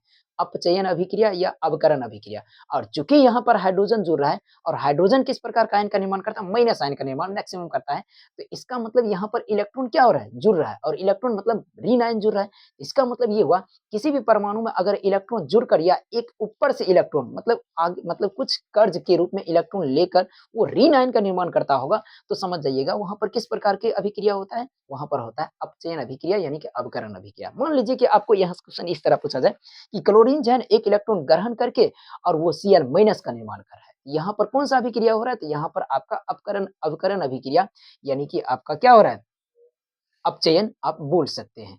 अब थोड़ा-सा हम समझते हैं रेडॉक्स अभिक्रिया। रेडॉक्स अभिक्रिया किसको कहते हैं? रेडॉक्स अभिक्रिया मतलब ये हुआ कि वह अभिक्रिया जिसमें ऑक्सीकरण और अवकरण यानी कि उपचयन और अपचयन दोनों प्रकार का अभिक्रिया होता है, उसको हम क्या कहते हैं? रेडॉक्स अभिक्रिया। ठीक है? इसका जीता-जागता जो एग्ज़ाम्पल है आपका ZNO, देखिएगा इधर, ZNO प्लस आपका CO ऊपर में लिखा गया C से मिलकर क्या बनता है Zn प्लस CO बनता है। क्या बनता है Zn प्लस CO। अब थोड़ा यहाँ पर एक चीज समझने की कोशिश कीजिएगा कि यहाँ देखिएगा Z हम क्या बोले थे उपचयन अभिक्रिया जिसमें ऑक्सीजन का संयोग होता है। अब देखिएगा यहाँ पर C था और C से ये डायरेक्टली किसमें कन्वर्ट हो गया CO में। किसमें कन्वर्ट हो गया CO में। मतलब C के साथ ऑक्सीजन जाकर जुड़ गया। तो यहाँ पर C के साथ यानी कि C का क्या हो रहा है ऑक्सीकरण। जिसके साथ ऑक्सीजन जुड़ा वहां पर क्या हो रहा है ऑक्सीकरण यानी कि C का यहाँ पर क्या हो गया ऑक्सीकरण अभिक्रिया हो रहा है। और चूंकि ZNO से क्या हो रहा है ZNO से सीधे ZNO Zn में परिवर्तन हो रहा है मतलब सीधे जिंक काइट से यानी कि जिंकाइट से या जिंक ऑक्साइड से जिंक परिवर्तन हो रहा है यानी कि वहां से ऑक्सीजन निकल रहा है। तो ऑक्सीजन निकल रहा है तो यहाँ पर क्या हो रहा है अवकरण अभिक्रिया। और जहां पर ऑक्सीकरण और अवकरण दोनों अभिक्रिया होगा उसको हम क्या कह देंगे रेडॉक्स अभिक्रिया। क्या कहेंगे रेडॉक्स अभिक्रिया। अब इसमें एक मेन फैक्टर का हम जिक्र करना चाहेंगे कि उपचायक किसको कहते हैं और अपचायक किसको कहते हैं। ठीक है यानी कि रिड्यूसिंग एजेंट और ऑक्सीडाइजिंग एजेंट। ठीक है यानी कि उपचायक और अपचायक। तो यहाँ पर हमेशा ध्यान रखना है कि यहाँ पर ZNO प्लस C ठीक है ZNO प्लस C में आपको ध्यान रखना पड़ेगा ऑक्सीडाइजिंग एजेंट किसको कहते हैं। ऑक्सीडाइजिंग एजेंट किसको कहेंगे मतलब कि ऑक्सी ये थोड़ा इंग्लिश याद रखना पड़ेगा। ऑक्सीडाइजिंग एजेंट किसको कहते हैं हमेशा ध्यान रखना पड़ेगा। ऑक्सीडाइजिंग एजेंट मतलब ये हुआ वह एजेंट जो स्वयं को क्या करता है रिड्यूस करता है। रिड्यूस मतलब स्वयं में से ऑक्सीजन को निकालेगा। फिर सुन लीजिए जो स्वयं में से ऑक्सीजन को निकालेगा और दूसरे के साथ ऑक्सीजन को क्या कर देगा जोड़ देगा। अर्थात हम क्या कर सकते हैं जो स्वयं को रिड्यूस करेगा। ठीक है जो स्वयं को रिड्यूस करेगा और दूसरे को ऑक्सीडाइज कर देगा। क्या करेगा स्वयं को रिड्यूस करेगा और दूसरे को ऑक्सीडाइज कर देगा उसको हम क्या कहेंगे उसको हम डायरेक्टली कहेंगे आपका ऑक्सीडाइजिंग एजेंट। अब यहाँ पर अच्छा ऑक्सीडाइजिंग एजेंट मतलब ये हुआ जो स्वयं को रिड्यूस करके दूसरे को ऑक्सीडाइज उसको हम क्या कहेंगे ऑक्सीडाइजिंग एजेंट। और जो स्वयं को क्या करेगा मतलब कि स्वयं को ऑक्सीडाइजिंग कर देगा। ठीक है यहाँ पर जैसे कि लिखा गया अच्छा इसको हम थोड़ा सा लिख देते हैं ये वाला बात। ठीक है ये इसको देखिएगा ये स्वयं ऑक्सीजन अपने से निकाल रहा है मतलब ऑक्सीजन अपने से निकालकर ये कार्बन के साथ जाकर जोड़ रहा है। इसका मतलब ये हुआ ये स्वयं रिड्यूस हो रहे रिड्यूस मतलब ये अपने अंदर से ऑक्सीजन को निकाल रहे हैं। ये कौन सा एजेंट हो गया है ये हो जाएगा आपका ऑक्सीडाइजिंग एजेंट। क्या हो गया ऑक्सीडाइजिंग एजेंट। क्या हो गया ऑक्सीडाइजिंग एजेंट मतलब जो स्वयं को रिड्यूस करेगा और दूसरे को ऑक्सीडाइज करेगा उसको हम क्या कर देंगे ऑक्सीडाइजिंग एजेंट। अब थोड़ा देखिएगा यहाँ पर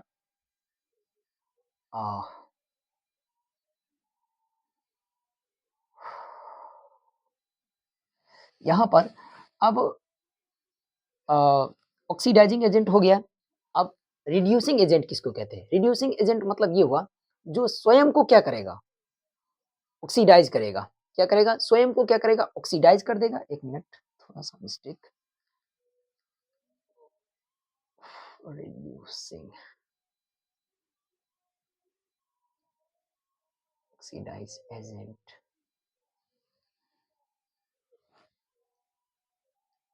हाँ ठीक जो स्वयं को ऑक्सीडाइज दूसरे को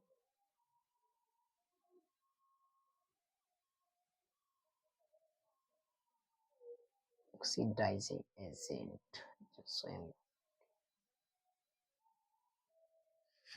ठीक है जो स्वयं को रिड्यूस करके दूसरे को ऑक्सीडाइज करेगा उसको हम क्या कह देंगे ऑक्सीडाइजिंग एजेंट। और जो मान लीजिए कि रिड्यूसिंग एजेंट आपसे पूछा जाए रिड्यूसिंग एजेंट मतलब ये हुआ कि जिसमें जिसमें ऑक्सीजन जाकर जुड़ा। सपोज दैट मान लीजिए कि यहाँ पर ये ठीक है ये ठीक यहाँ पर ऑक्सीजन आकर जुड़ गया है। ठीक है ये ऑक्सीजन आकर क्या हो गया कार्बन में आकर जुड़ गया।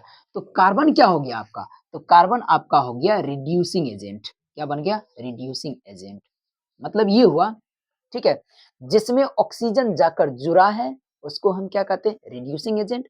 जिससे ऑक्सीजन निकला है, फिर सुन लीजिए, जिसमें ऑक्सीजन जाकर जुड़ा है उसको क्या कहते हैं, रिड्यूसिंग एजेंट। मतलब उसका क्या हुआ, ऑक्सीडेशन हुआ है, यानी कि जिसका ऑक्सीडेशन होता है उसको हम क्या कहते हैं, रिड्यूसिंग एजेंट कहते हैं। और जिसमें से ऑक्सीजन निकल गया, मतलब जिसको जिसमें से जिस जो खुद का क्या कर रहा है, रिड्यूस यानी कि रिडक्शन कर रहा है, रिडक्शन मतलब ऑक्सीजन निकल रहा है, तो उसको हम क्या कहेंगे, तो उसको हम कहेंगे ऑक्सीडाइजिंग एजेंट। ठीक है, इस प्रकार के इसको याद रखना पड़ेगा आपको। ठीक है, ये हो गया। अब मान लीजिए कि हम नेक्स्ट की ओर चलते हैं। इसको आप अगर थोड़ा मिस्टेक अगर हुआ होगा या मान लीजिए कि थोड़ा समझने में प्रॉब्लम हुआ होगा तो नो डाउट इसके बारे में हम एक स्पेशली वीडियो बनाएँगे जिसमें आपको बिल्कुल बढ़िया ढंग से समझ आ जाएगा। नेक्स्ट ओर हम चलते हैं विस्थापन अभिक्रिया।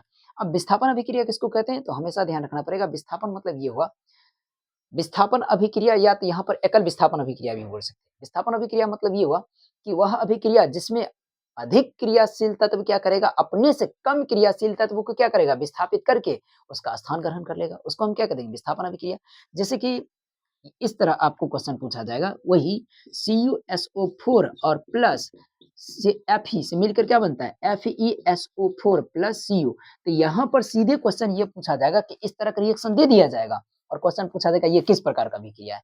ये आपका विस्थापन अभिक्रिया है। कौन सा विस्थापन अभिक्रिया है, तो एकल विस्थापन अभिक्रिया। कौन सा अभिक्रिया, एकल विस्थापन अभिक्रिया। क्यों एकल क्यों बोले हैं, क्योंकि इसमें एक ही तत्व क्या कर रहा है, एक को विस्थापित कर रहा है। Fe जो है Cu को क्या कर रहा है, विस्थापित कर रहा है। ठीक है, ये हो गया एकल विस्थापन अभिक्रिया।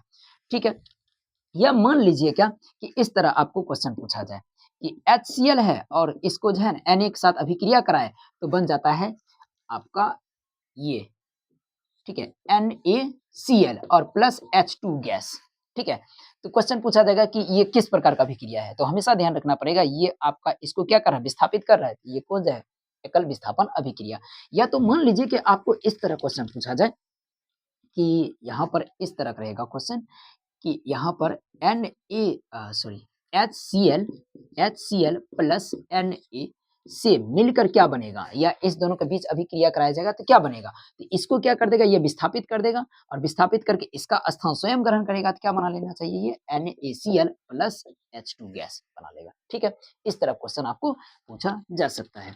नेक्स्ट मान लीजिए कि आपका है द्विविस्थापन अभिक्रिया। द्विविस्थापन अभिक्रिया किसको कहेंगे, तो वह अभिक्रिया जिसमें आयन जो होता है ना, एक दूसरे क्या करती है, आदान प्रदान करती है, यानी कि एक दूसरे को क्या करती है, स्थानांतरित कर देती है, या आयनों का क्या होता है, स्थानांतरण होता है। जैसे मान लीजिए कि यही है क्वेश्चन आपका NaOH और प्लस बने रहेगा HCl, तब कहेगा कि ये किस प्रकार का चीज का निर्माण करेगा या क्या चीज बनेगा। तो हमेशा ध्यान रखना पड़ेगा आपको, ये माइनस ये प्लस आयन का निर्माण करता है, H प्लस आयन का निर्माण करता है, Cl माइनस आयन का निर्माण करता है, Na प्लस आयन का निर्माण करता है, OH माइनस आयन का निर्माण करेगा। तो एक माइनस और एक प्लस हमेशा आयन का माइनस और प्लस हमेशा क्या करता है, सूत्र का निर्माण। तो ये Cl जो होगा ये Na के साथ अभिक्रिया करेगा, क्या बना लेना चाहिए, NaCl और प्लस H2O क्या बन जाएगा, ये बन जाएगा आपका OH चल जाएगा इसके साथ, यानी कि प्लस H2O। अब थोड़ा यहाँ पर समझने की कोशिश कीजिएगा, समझने वाला बात यहाँ पर ये है कि ये जो Cl है, ये जो Cl है, ये Cl क्या कर दिया है, ये Cl इसको विस्थापित करने की कोशिश किया है, OH को क्या किया है, विस्थापित किया है, और विस्थापित करके क्या कर लिया है, ये OH का स्थान ग्रहण कर लिया। अब OH यहाँ पर से हट जाएगा तो Na बगल में है और Cl आ जाएगा, यहाँ पर क्या बन जाएगा, NaCl। और OH जो इसको हटाया गया, तो इसको भी तो कहीं न कहीं पनाह तो मिलना चाहिए भाई, इसको भी तो कहीं न कहीं जगह तो मिलना चाहिए ना। इसलिए इसका जगह क्या हो जाता है, ये जो इधर जो H बचा हुआ ये इसके साथ जुड़कर क्या बना लेता है, यौगिक बना लेता है, जिसका नाम क्या है, H2O। अब देखिएगा यहाँ पर थोड़ा-सा एक बात और ध्यान रखना पड़ेगा, उदासीनीकरण अभिक्रिया, यहाँ पर द्विविस्थापन अभिक्रिया भी हो रहा है, उदासीनीकरण अभिक्रिया भी हो रहा है। ठीक है, ये भी क्वेश्चन पूछा जा सकता है कि हाँ, कि NaOH और प्लस HCl, ठीक है, NaOH प्लस HCl से मिलकर क्या बनेगा, एक या मान चलिए कि एक पदार्थ आपको दे दिया जाएगा, एक पदार्थ आपको दे दिया जाएगा H2O, क्या दे दिया जाएगा, H2O। और तब कहेगा कि इसमें एक पदार्थ तो H2O बन रहा है, ठीक है, लेकिन दूसरा पदार्थ का निर्माण क्या होगा, तो दूसरा पदार्थ हमेशा समझ जाइएगा, या मान चलिए कि ये पदार्थ बन जाएगा, तो यहाँ जो बनने वाला जो पदार्थ होगा वो क्या बन जाएगा, NaCl बन जाएगा, क्या बन जाएगा, NaCl। मान लीजिए कि आपको इसी तरह क्वेश्चन पूछा जाए कि यहाँ पर AgCl, ठीक है, और प्लस NaNO3 रहेगा। क्या रहेगा? NaNO3 क्या बन जाएगा? तो हमेशा ध्यान रखना पड़ेगा, ये सी यहाँ पर जो आपका Na है ये क्या कर लेगा,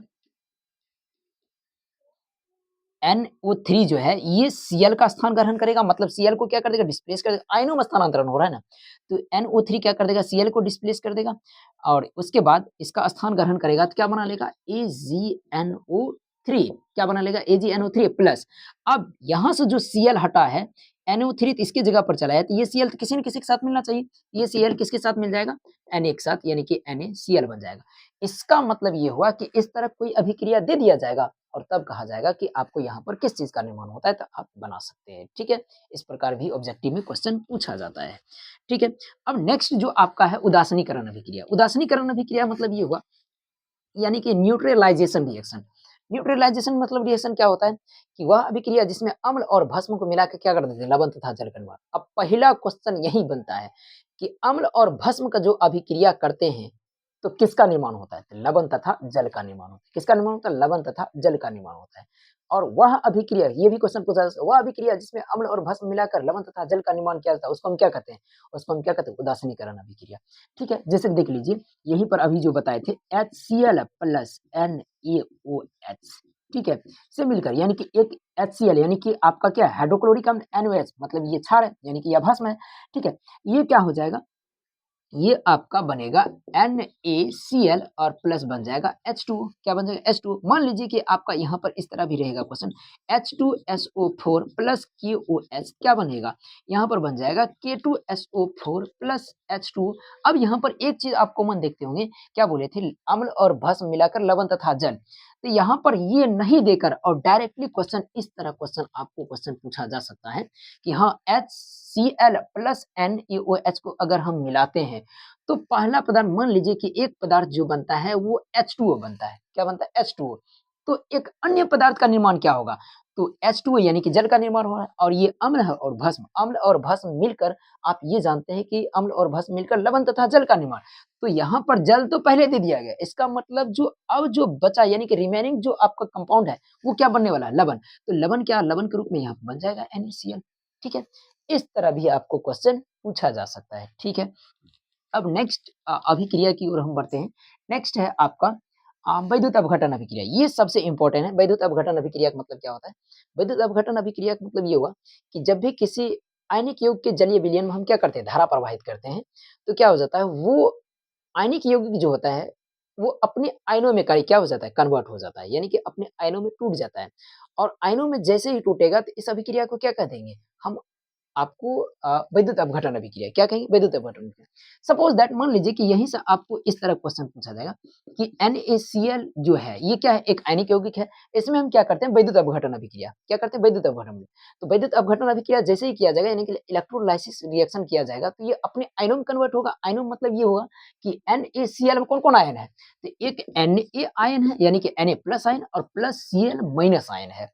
इसका मतलब ये हुआ कि NaCl के अगर जलीय विलयन में हम क्या करते हैं, विद्युत अपघटन की प्रक्रिया अपनाते हैं तो वो अपने आयनों में यानी कि Na+Cl- में टूट जाएगा। अब यहाँ से क्वेश्चन क्या पूछा जाएगा, तो क्वेश्चन ये पूछा जाएगा विद्युत अपघटन की प्रक्रिया जब कराई जाती है तो उसमें जो होता है मतलब कि इलेक्ट्रोड पर कौन सा मुक्त, क्या चीज मुक्त होता है, कैथोड या सॉरी एनोड पर कौन सा क्या चीज मुक्त होता है, कैथोड पर क्या चीज मुक्त होता है, या एनोड पर कौन सा अभिक्रिया होता है, कैथोड पर कौन सा अभिक्रिया होता है। तो पहला क्वेश्चन ये पूछा जाएगा एनोड पर कौन सा अभिक्रिया, तो एनोड पर हमेशा समझिएगा या याद कर रखिएगा, एनोड पर हमेशा ऑक्सीकरण अभिक्रिया होता है।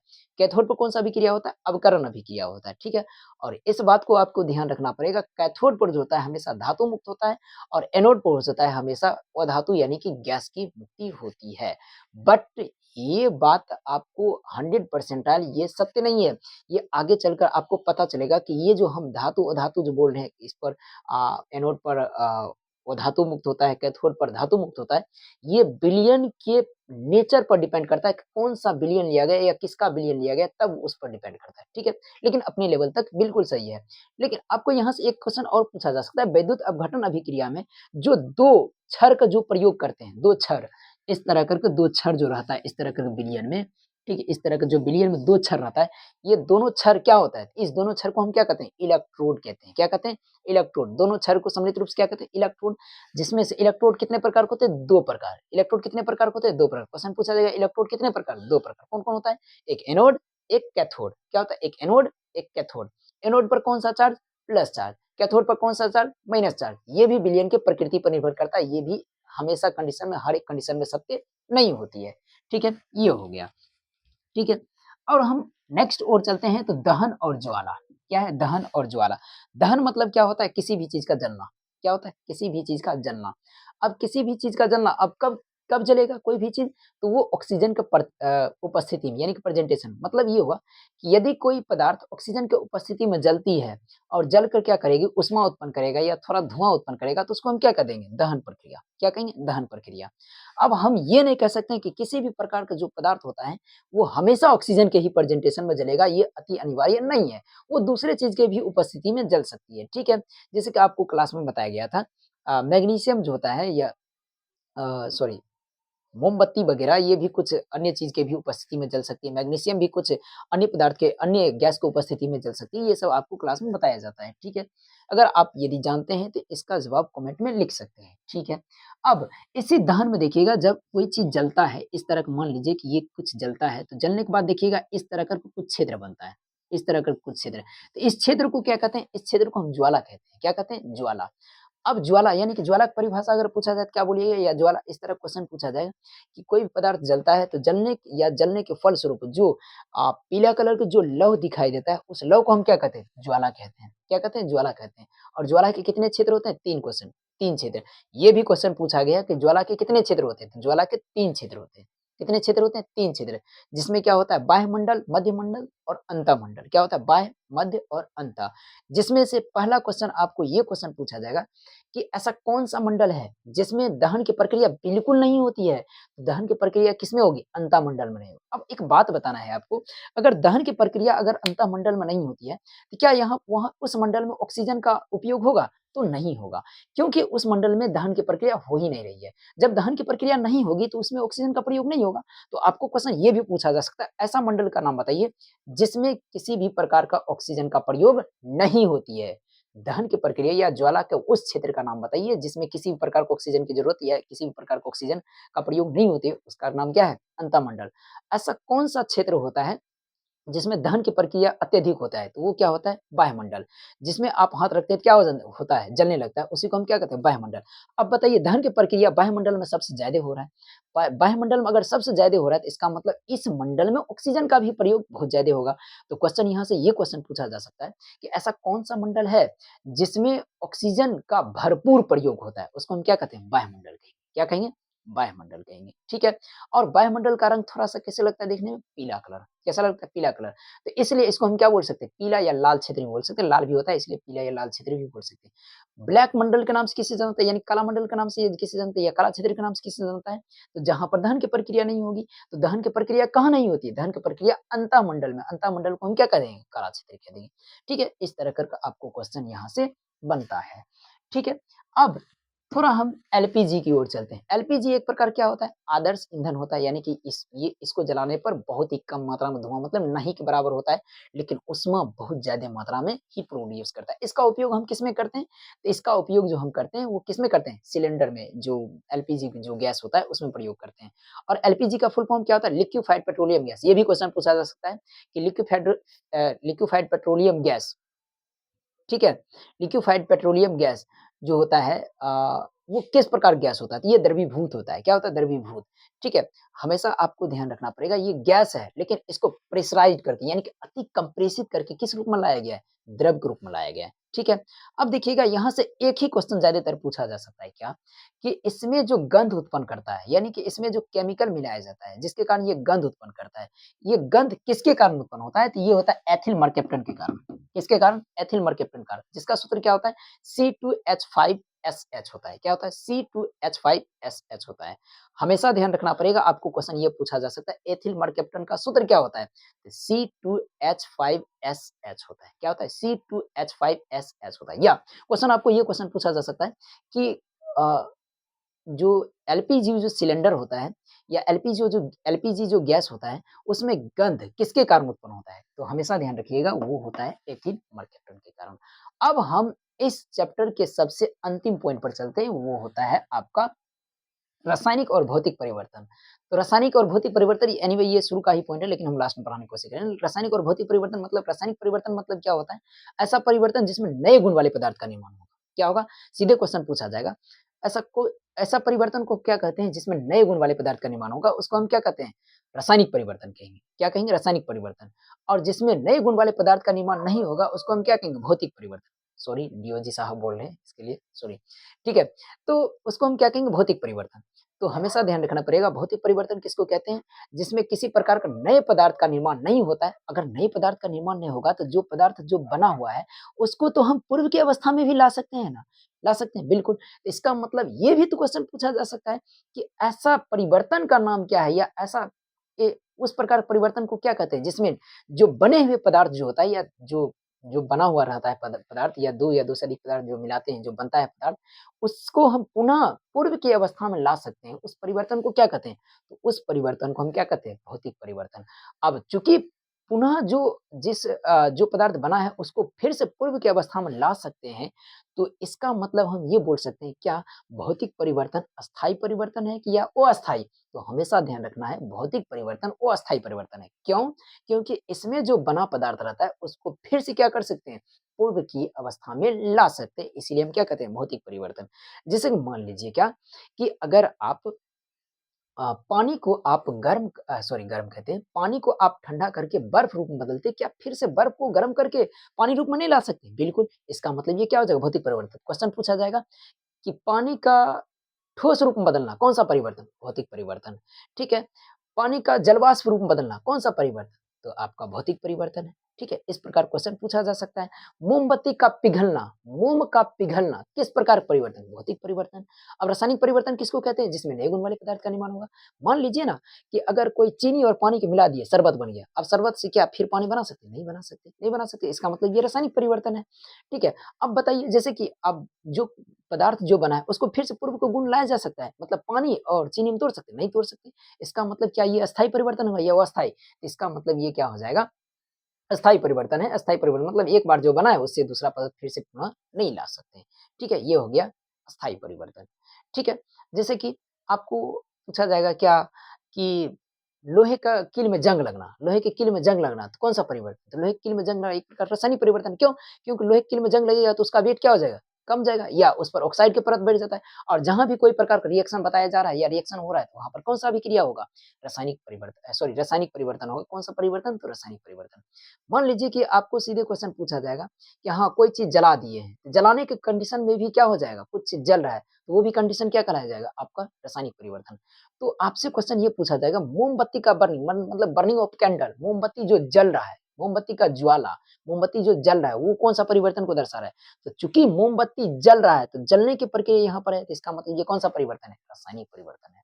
कौन-सा परिवर्तन है? रासायनिक परिवर्तन। अब एक क्वेश्चन आपको इधर ही बताना था, लेकिन हम थोड़ा भूल गए, तो यहाँ पर लिख दिए कि किसी भी कक्ष में इलेक्ट्रॉन की संख्या कैसे ज्ञात की जाती है? कि मान चलिए कि कोई कक्ष है, तो उसमें इलेक्ट्रॉन की संख्या कैसे भरेंगे? तो इलेक्ट्रॉन की संख्या ज्ञात करने, किसी भी कक्ष में इलेक्ट्रॉन की संख्या ज्ञात करने का कौन-सा फ़ॉर्मूला होता है? 2n स्क्वायर होता है। क्या होता है? 2n square. ठीक है? मान लीजिए कि आपको क्वेश्चन दिया जाएगा कि निम्न में से मतलब कि अ, किसी भी कक्ष में इलेक्ट्रॉन की संख्या ज्ञात करने की फ़ॉर्मूला होता है 2n square, 3n square, 4n square, इस तरह करके दिया जाएगा, तो किसमें लगाइएगा? 2n square. जहाँ पर n क्या है? कक्षों की संख्या। क्या है? n क्या है? कक्षों की संख्या। 2n स्क्वायर है, जो है n क्या है? कक्षों की संख्या। ठीक है? कक्षों की संख्या। मान लीजिए ना कि हम आप ही को अगर क्वेश्चन पूछ लेंगे कि कोई जो है ना, किसी परमाणु में 5 कक्ष है, ठीक है? किसी परमाणु में 5 वो कक्ष है, तो हम कहेंगे 5वें कक्ष में इलेक्ट्रॉन की संख्या कितना हो गया? तो इसका मतलब n का मान कितना दिया गया? 5। कितना दिया गया? 5, और 5वें कक्ष में इलेक्ट्रॉन की संख्या ये निकाल रहे हैं, इसका मतलब इलेक्ट्रॉन की संख्या बराबर क्या लिख सकते हैं? इलेक्ट्रॉन की संख्या ज्ञात करने का तरीका क्या होता है किसी भी कक्ष में? वो होता है 2n स्क्वायर। क्या होता है? 2n square. अब 2n स्क्वायर होता है, तो ये क्या लिखेंगे? 2n, n की जगह पर क्या लिखेंगे? 5 का स्क्वायर। क्यों? क्योंकि n क्या है? कक्षों की संख्या, कक्ष की संख्या हम कितना माने? 5। क्या लिख देंगे? 2n स्क्वायर यानी कि 5 का स्क्वायर, यानी कि 5 25, 25 दूना 50, यानी कि 5वें कक्ष में जो हो जाएगा, इलेक्ट्रॉन की संख्या कितना होगा? 50 हो जाएगा। मान लीजिए कि तीसरे कक्ष में इलेक्ट्रॉन की संख्या पूछा जाएगा, 3 तिया 9 दूना क्या हो जाएगा 18, ये हो गया कुल मिलाकर इलेक्ट्रॉन की संख्या। तो हम इतना उम्मीद करते हैं कि अभी तक हम जितना पढ़ाए या जितना समझाएँ या जितना एक्सपेक्टेड क्वेश्चन कराए थे, उसमें से मैक्सिमम क्वेश्चन आप जानते ही होंगे और कुछ क्वेश्चन अगर नहीं जानते होंगे तो इस बात को ध्यान देकर थोड़ा-सा रिवीजन कर लेना है और इतना फिर से हम बोल देते, इसमें हम जितना पढ़ाए हैं, जितना भी क्वेश्चन बताएँ या जितना भी चीज़ बताए हैं, इसी से संबंधित आपको क्वेश्चन बोर्ड एग्ज़ाम में 100 परसेंटाइल मिलेगा। इससे बाहर नहीं जाएगा तो नहीं जाएगा, ठीक है? अगर आपको अच्छा प्रदर्शन करना है बोर्ड एग्ज़ाम में इस चैप्टर से संबंधित तो इस चीज़ को आप बढ़िया ढंग से रिवीजन कर सकते हैं, ठीक है? तो मिलते हैं हम नेक्स्ट वीडियो के साथ, ठीक है? लेकिन आप एक बात और ध्यान दीजिएगा कि अब ये चीज़ कंटिन्यू रहेगा, ठीक है? हम कल जो नेक्स्ट वीडियो जो लेकर आएँगे या नेक्स्ट जो क्लास लेकर आएँगे, वो बायोलॉजी का पहला चैप्टर पढ़ाएँगे और बायोलॉजी के पहला चैप्टर में ऑब्जेक्टिव पूरे-पूरे डील होगा, यानी कि जितना भी अभी तक क्वेश्चन पूछा गया सारा का सारा ऑब्जेक्टिव डील किया जाएगा और जितना भी एक्सपेक्टेड क्वेश्चन है, वो भी बताया जाएगा और प्लस में थोड़ा बहुत थ्योरी भी आपका रिवीजन हो जाएगा। तो मिलते हैं नेक्स्ट वीडियो के साथ। Thank you.